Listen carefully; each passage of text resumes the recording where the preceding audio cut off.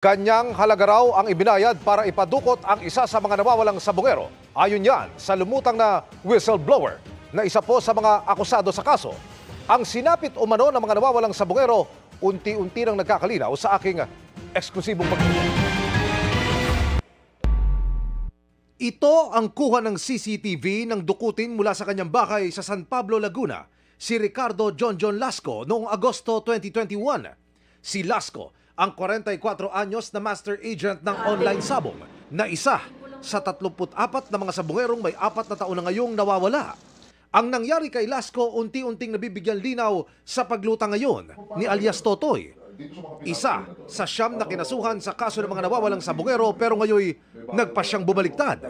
Ayon kay alias Totoy, kinuha daw si Lasco para pigain ukol sa kanyang kinalaman sa pagpirata umano ng online sabong broadcast. Pinatrabaho ito kay alias Totoy para raw dukutin si Lasco.